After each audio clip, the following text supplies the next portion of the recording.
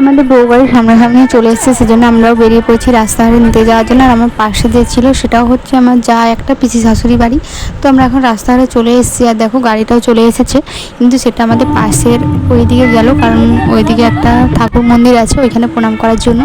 আর তারপরে এখানে চলে এলো প্রণাম করে।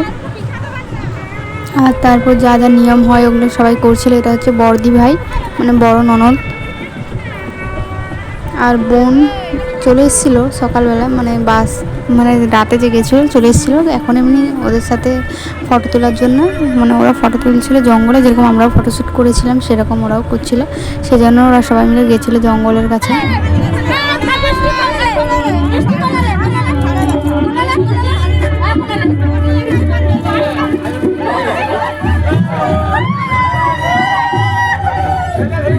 আর দেখো এই দিদিভাইটা সব বাইকেই কোলে নিয়েছে, মানে আমাকেও কোলে নিয়ে এরকম গেছিলো, আর এই দিদিভাইকেও কোলে নিয়ে যাচ্ছিল। তারপর এখানে আমাদের কালী মন্দিরে প্রণাম করে বাড়ি চলে এলো।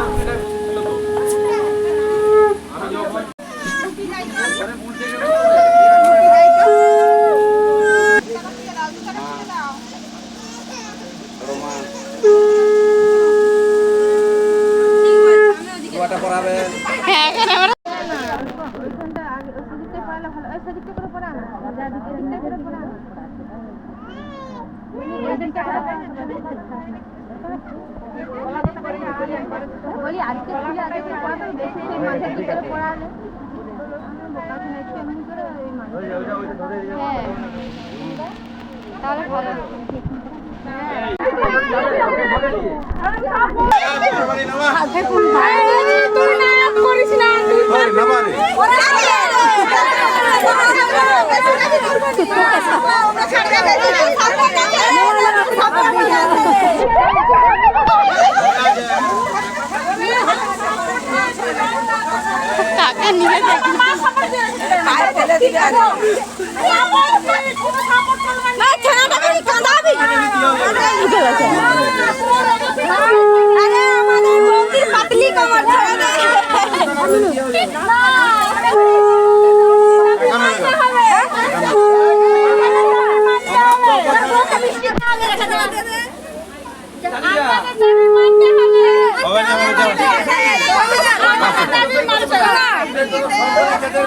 না একবারই বাবু,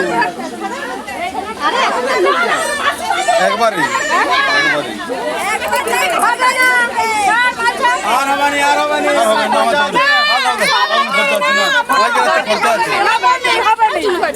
500 টাকায় দাবি সবার কাছে 60 টাকা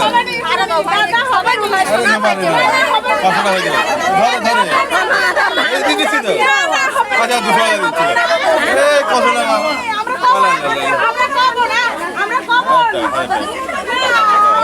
মিষ্টি গেল মিষ্টি ধরলিছে